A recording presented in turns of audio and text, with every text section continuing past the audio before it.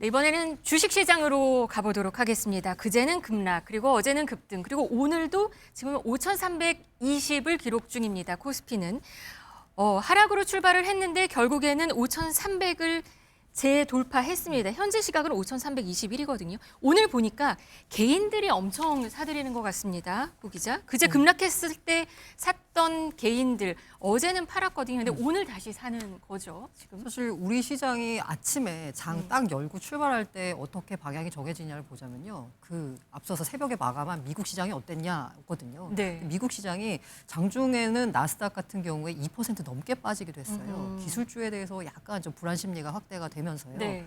근데 이제 막판에는 그 2% 올라와서 한 1.5 정도로 마감했는데요. 나스닥이 안 좋았다 보니까 기술주 우리 특히 이제 반도체가 많이 있는 코스피 같은 경우에도 하락 출발했는데 이걸 다 개인들이 밀어 올린 겁니다. 개인들이 순매수한 거. 역시나 이제 외국인 같은 경우는 오늘도 순매도를 하고 있는데요. 이 얘기는 뭐냐면 지금 개인들 같은 경우에는 지금 주가가 코스피가 5천까지 오는 그 시점을 봤을 때 오히려 밀렸을 때 사는 게 맞더라. 떨어지면 매수 기회로 삼아야 된다라는 학습 효과가 생긴 것 같습니다. 네. 그러다 보니까 아침에 떨어지네? 사야 되겠다라고 생각했던 거죠. 그래서 오늘 장 초반에는 좀 하락이었는데 맞습니다. 그게 개인들이 사서 지금 끌어올라간 거라고 볼 수 있는 네네. 건가요? 네. 와, 개인들의 힘은 그래서 우리 시장이 정말 네. 강하다라고 볼 수 있는데요. 예전에는 미국이 1% 오르면 우리는 오를까 말까였고 미국이 네. 1% 떨어지면 우리는 2% 떨어지는 시장이었는데 이제는 정반대 상황이 나타나고 있습니다. 네, 요즘 지하철 타면요 쇼츠나 유튜브 보는 거 말고 주식 앱을 보는 사람들이 많이 늘어났습니다. 이게 좀 달라진 풍경 같기도 한데요. 실제로 교수님 은행에서 돈을 빼서 증시로 그러니까 머니 무브가 실제 일어나고 있다면서요? 예, 통계를 보면 은행에서 그 예금에 22조가 빠져서 그것이 뭐냐면 투자 예탁금이라고 결국 뭐냐 증시에 투자되는 돈이 18조가 늘었다고 합니다. 네. 이런 걸 봐서는 여러 가지 증시 시장이 활성화되고 개인들뿐만 아니라 기관 투자자들도 관심을 갖는 것 같습니다. 그리고 뭐 여러 가지 이제 직장인들의 문화도 많이 바뀌었죠. 네. 예전에는 점심 시간에 이제 미국 증시 이야기하고 또 밤에는 이제 미국 증시가 우리나라 밤에 열리니까 잠도 못 자고 아침에는 이제 졸린 눈으로 이제 출근을 했는데 네. 이제는 이제 낮에 투자할 수 있다. 아, 그리고 우리의 관심사도 점심 시간에 관심사도 국내 증시로 이동을 했는데 이런 풍경은 상당히 좋은 풍경인 것 같습니다. 진짜 저 주변에서 다들 요즘에 주식 얘기 정말 많이 하더라고요. 그러니까 서학개미보다 진짜 국내 주식에 투자하는 사람들이 많이 늘어난 거죠. 근데 그리고. 한 가지 또 안타까운 것은 뭐냐면 국내 증시가 전체적으로는 많이 올랐지만 네. 개인 투자자들은 실패한 경우도 굉장히 많습니다.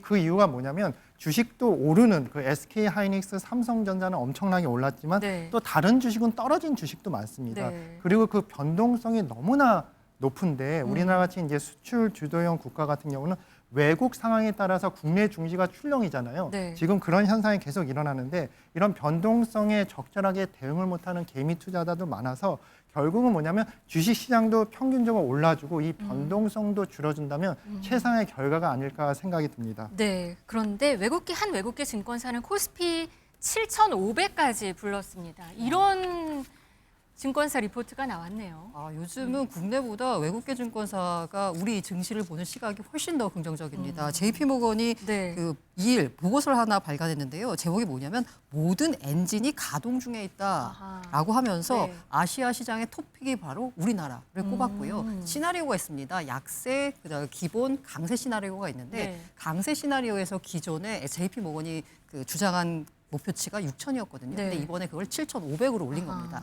왜 이렇게 그럼 잘 나가냐라고 보면 네. 뭐 무엇보다 반도체입니다. 반도체 슈퍼사이클의 귀환입니다. 그래서 이익 전망도 올렸어요. 네. 삼성전자 같은 경우에는 200조 넘게 벌 거다 올해라고 예상을 할 정도였습니다.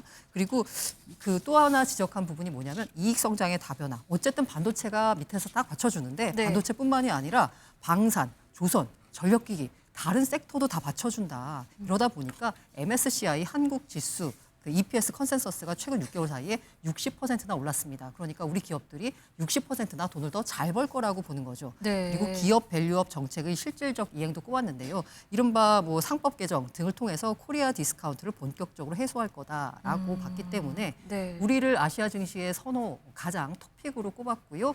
그리고 제가 재밌습니다. 보고서에 네. 이제 막 이게 가능할까 싶은데 7년 주기의 대세 상승장 초입에 들어섰다. 앞으로 7년도 오르는 건가요?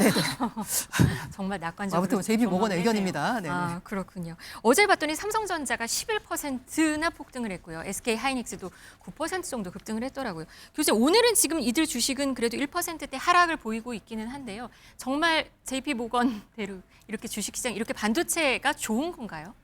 예, 맞습니다. 그거 어느 정도는 일리가 있는 의견인 것 같은데 저는 7,000피에 과연 오를까 말까는 잘 모르겠지만 네. 주식시장에서 긍정적인 요소는 많은 것 같습니다.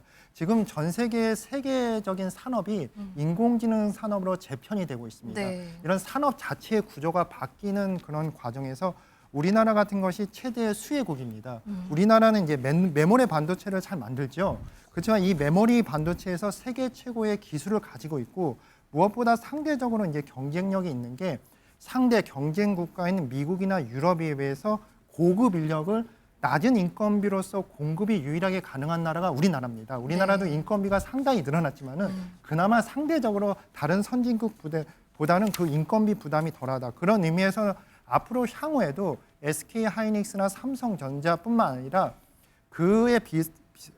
그것과 비슷한 새로운 그 산업이 계속 발전할 수가 있고 또한 메모리 반도체 새로운 시장이 또 형성이 될 수 있는 것 같습니다. 네. 그런 의미로서 이제 JP 모건의 분석이 뭐냐면 그냥 근거 없는 분석은 아니었다고 말씀드리고 싶습니다. 네. 근데 지금 주식시장 급락 후에 지금 급등인 상황입니다. 근데 이 급락을 촉발시켰던 게 미 연준 의장 후보로 케빈 워시라는 인물이 지명을 된 이후에 시장이 좀 흔들렸는데요. 근데 이 인물이 생각보다 주식시장에서 그렇게 나쁘지 않게 평가를 받으면서 약간 차분하게 진정이 되는 모습인 것 같습니다. 근데 이 인물에 대한 분석은 좀 여러 가지 흥미로운 얘기들이 많이 전해지고 있는 것 같은데요. 워시의 키가 185cm인데 이 키가 그러니까 연준 의장의 신체 조건과 미국의 기준금리 간의 이 묘한 상관관계가 있다. 이런 오래된 이야기인데 이게 다시 회자되고 있다고요?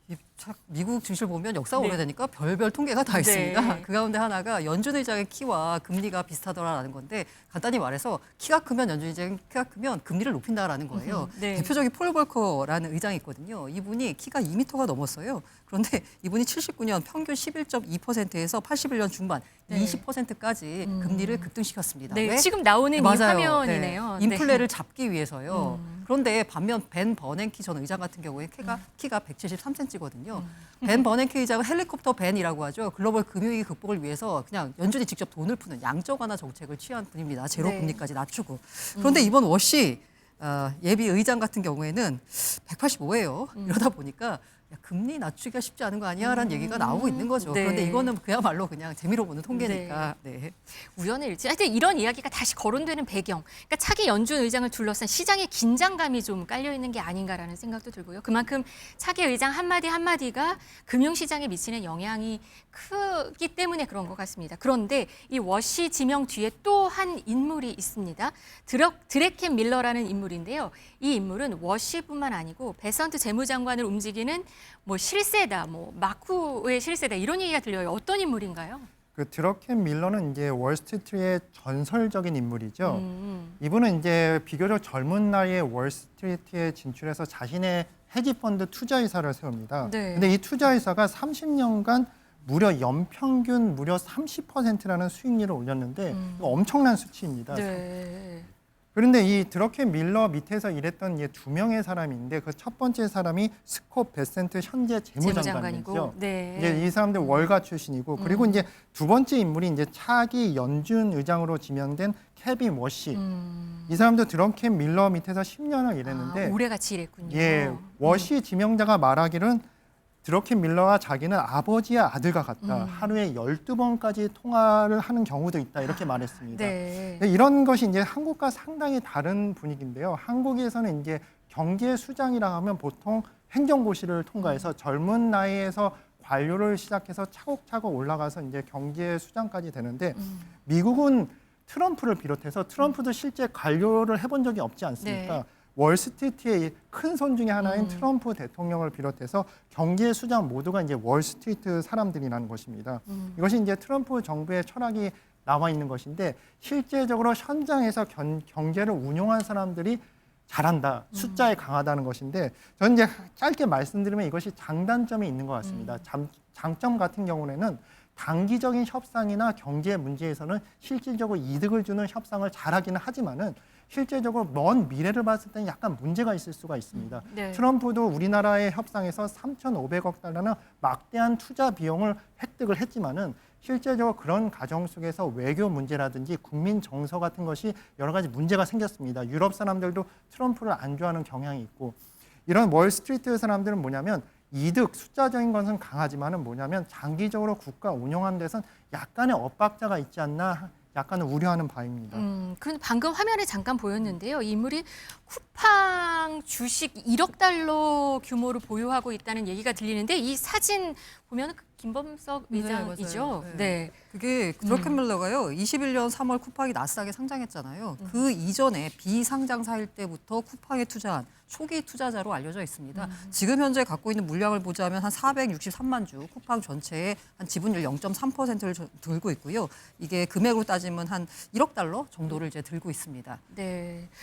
트럼프 대통령 지금 우리나라 관세 25% 기습 발표한 지 일주일이 지났는데요. 그 사이에 우리 지금 당국자들은 미국을 설득하기 위해서 워싱턴에 갔고요. 그리고 오늘 새벽에는 조현 외교장관이 루비오 국무장관과 회담을 했습니다. 관세 이슈에 대해서는 외교 당국 차원에서 협력해 나가자. 그리고 민간 원자력 그리고 핵 추진 잠수함 조선 등에 대해서도 긴밀히 협력하기로 합의했다고 전해지고 있습니다. 그리고 여한구 통상교섭본부장도 만났고요. 오늘 귀국하는 것 같은데요. 지금 아직에 뭐 정확한 얘기는 전해지고 있지는 않은 상황인 것 같습니다.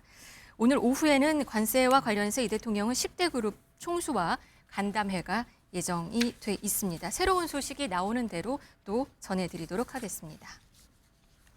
네, 오늘 경제 라이브는 여기서 마무리하겠습니다. 고란 기자, 강민욱 교수 함께했습니다. 고맙습니다.